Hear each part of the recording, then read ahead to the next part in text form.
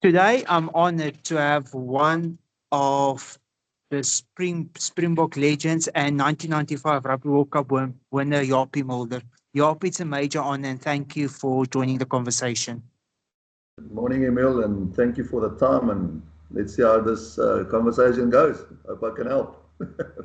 Yeah, thank you very much. I really appreciate it. When you look back on your rugby journey, what moment stands out as the proudest of your career?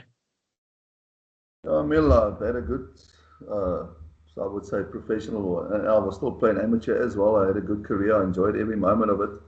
But I think the one that obviously stands out was the 1995 World Cup, and especially the final, which we played in and thankfully won. So I would say that one stands out by a mile.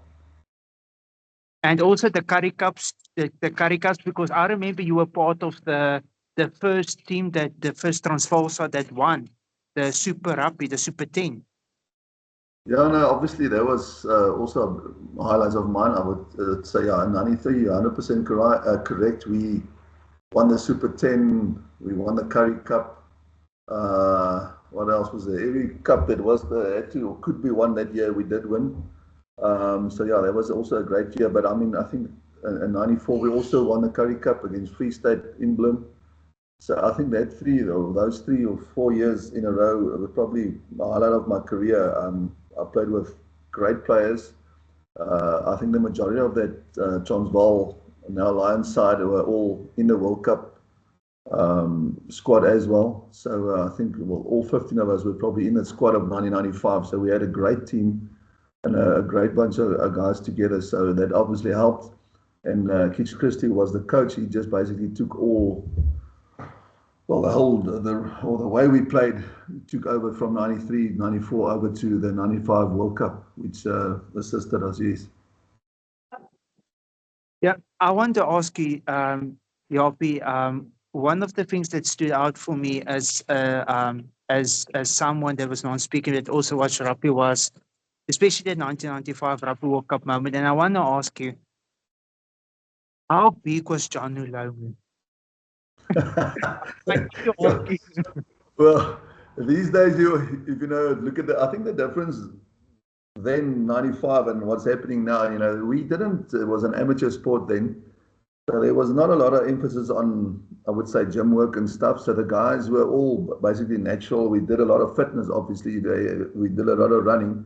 But gym work was a thing that only some of the forwards did. I never saw a gym till the age of about 26. So we weren't that professional. But I think Jonah was weighing 120 kilos those days. I think if we had all the exposure to the way the guys are training these days, he would have been 130, maybe 130, I don't know, over 130 kilos, which makes a big difference. These days you get a lot of these guys that are close to 120. Most of the centers these days are between 110 and 115. You get big guys these days. But I think if Jonah was exposed to the amount of or the equipment or the way the guys are training these days, he would have been immense. But I remember the first time I actually physically saw him was when we walked down before we played the final. Both sides were standing next to each other. And I was looking because everyone was talking about Jonah, and I was trying to look where he is, and he was standing in front, and I was looking who he was standing next to, and I thought, no, he's not that because he was standing next to him, but he's standing next to Cobus Visas. They were probably the same height, and I thought, oh my word, he is big, but then eventually I stood next to him, and no, he was a big unit, he was a big guy. And Yeah, the biggest problem he had was this, besides the fact that he was big, is he was quick as well. So it made it a big yeah. problem for us, yeah.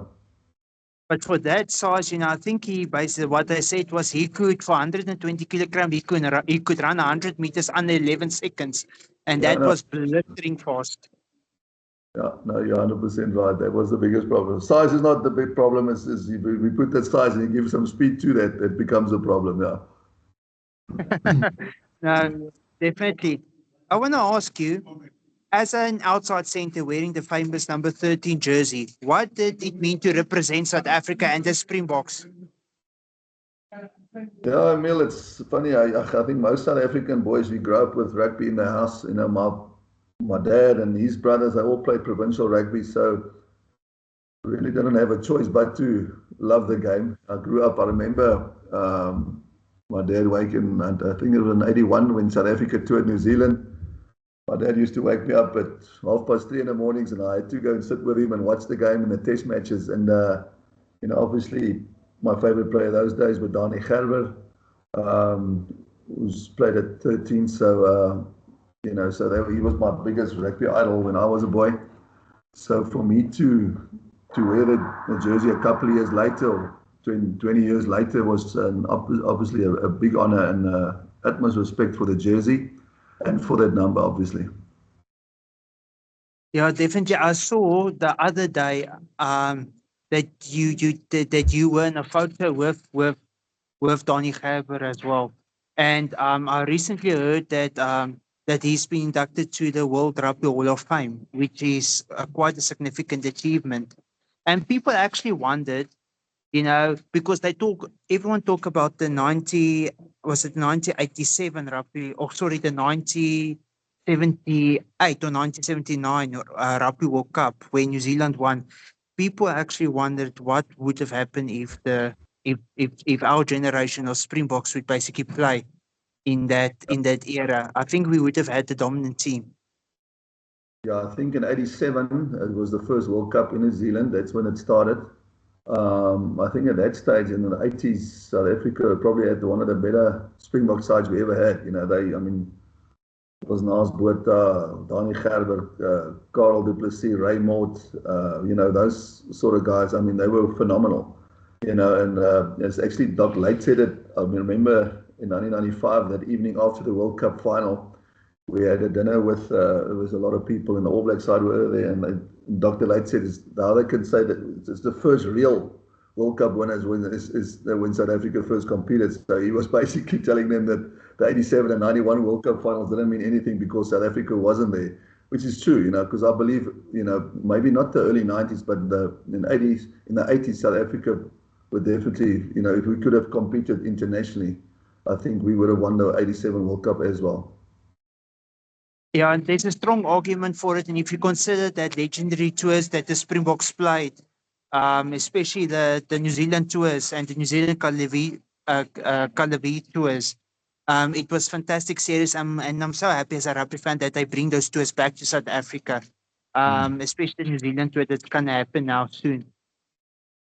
Yeah, no, I was fortunate enough to, in '94, when we toured New Zealand, it was special. I mean, we basically toured there for 2 months, and it's very special, to spend time in a country like that, and you experience the country and all the little towns you go and play into. So it's phenomenal, So for me, it's a fantastic thing that these guys are coming over here and trying to recreate what was happening years ago. So it's a great thing, not just for the spectators, but for the players and the team.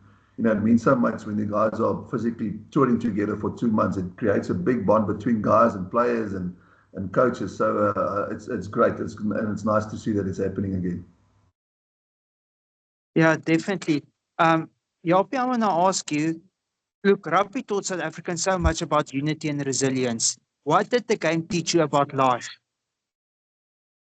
Sure. I do a little bit of coaching here with small boys, the 13s here in Alberton, but I always talk to them about, it's not just about rugby, it's what rugby teaches you. And I think I would say team sport learns you about life. There's so many lessons in rugby, and all the lessons you learn in rugby, you can basically carry over to when you start working or when you become a professional, when you start working. So, but life lessons, there's plenty in rugby, from being positive, being negative, all this stuff that happens around you, working with people. So there's just so much rugby teaches you. If you take all those lessons and you can take it over to when you become an adult, it teaches you a lot, and it will help you in your future with regards to work or whatever you do when you're getting older. So no, rugby is full of life lessons.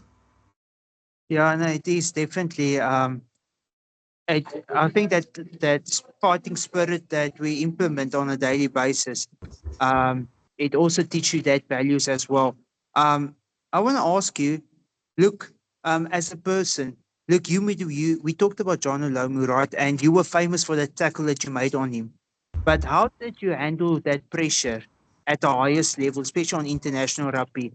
Especially during the time of the Rugby World Cup, because it was massive and you guys became basically role models for South Africa in a way that, you made it bigger than the game. A total shift that happened in South Africa. So how did you handle that pressure?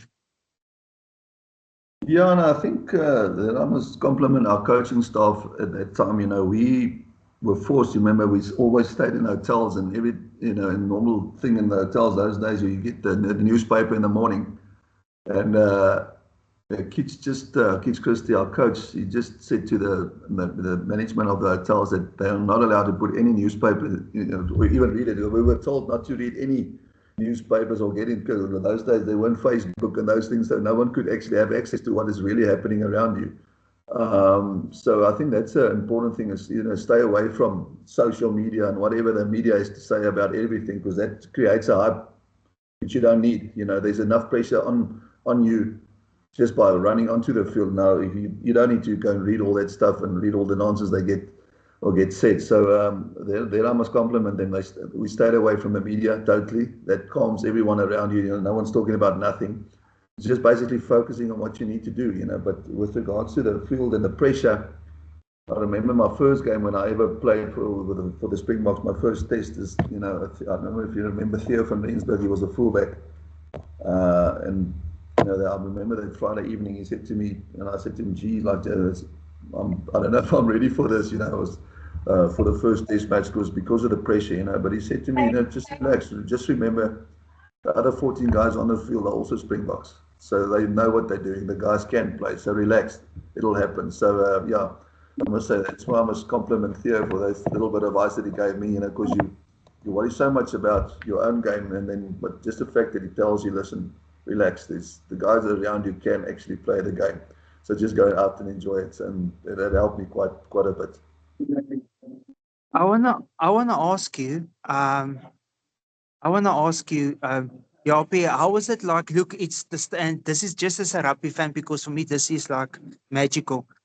How was it like with meeting Nelson Mandela? Yeah, no, it was quite amazing, because the first time we met him was before the opening game when we played Australia in Cape Town. We were on the training field, and Mr. Mandela, he came in with a helicopter and he landed on the field. And those days we weren't all too familiar with Mr. Mandela. I mean, it was just after the change that happened in South Africa, so it was all new to us. But just for him to come down to our training station and he greeted everyone and he knew everyone by name, I found quite astonishing. When he started greeting everyone, it was hello Henny, hello Yapi, hello Francois. He knew everyone's name. And then obviously in the final he came into the change room. So it was an awesome experience. Only years later you actually realize what was happening. At that stage you were a youngster. You didn't really care about all these things happening around. You just wanted to go out and play. But now sitting back and thinking of what actually happened was quite special and special. Yeah, and it remains special for me. Yeah, no, it's definitely a special moment, and that's the one defining moment when you consider the new democratic South Africa. Yes. You guys became basically role models, and more than a rugby team. As individuals, you guys are still regarded as, look, our current Springbok side basically are doing extremely well, and they will be known for history what they've been doing. But I think, look, and I think still, nothing can compare what you guys did, because that is the fundamental. And I'm always asking the question, you know. Um, that look, because this moment, I can't believe it's now basically more than 30 to 40 years now. And, Be you the know, canard, flies. yeah, did we make use of that specific moment? Did we make use of that moment? If you think about it, are we better as a society in general because of it? Because I think that moment meant so much for everyone. I could see a change in the country after the World Cup. I could see what it meant to South Africans and for the country. But it didn't last that long. That's the unfortunate thing. It happened and there was a big hype around it for a couple of months, and then everything just went back to the way it was. But luckily, thankfully, rugby, we kept on doing well, and every now and again a big positive vibe in the country because of the rugby. But the problem is it doesn't remain like that, that positivity doesn't stay there. It disappears after a while, that it happens every World Cup. The people are positive and everyone is excited about the country.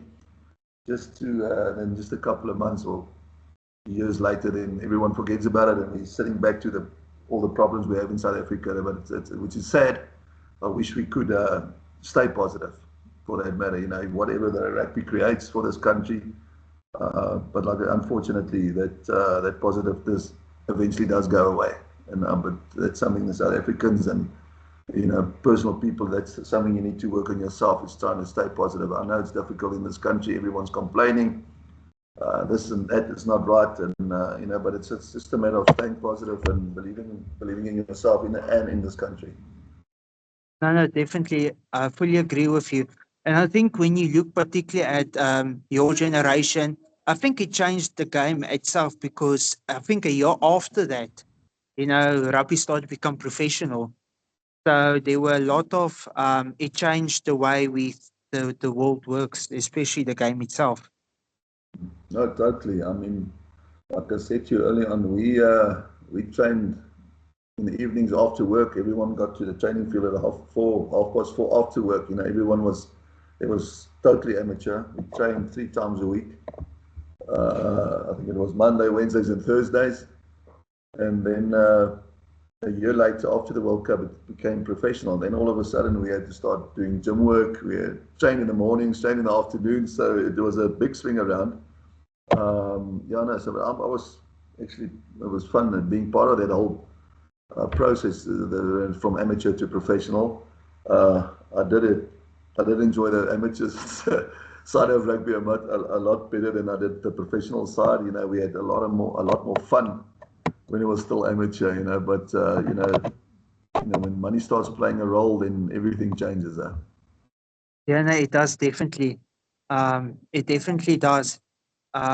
So my last question to you is today, what message would you give young South Africans who dream of achieving greatness, whether in sport and in all aspects of life? Yeah, no, it's difficult. There's so many things you can talk about. But I would say, first of all, and I'm talking to myself as well, is you need to read more, train or work harder, whatever you're doing. Think bigger. Speak positively. I know it's difficult in this country, but speak positively the whole time. I would say respect your family. Big thing is protect your health. Look after your body, look after your mind. And then I would say, lastly, just invest in your future. Invest in your future, because that's all you've got. Yeah, I think that I always say that, sorry, Joppie, invest in yourself in order for you to help others. Yes, 100%. Yeah. So what I would usually ask for all guests is at the end, you basically reintroduce yourself with your name and your surname, and then you will say that I support neurodiversity, if you may. Yeah. Okay. My name is Joppie Mulder and I support neurodiversity. Bye, Donkey. Thank you very much for this conversation, and thank you for the contribution you made to South Africa and to the public. Thank you, Emil.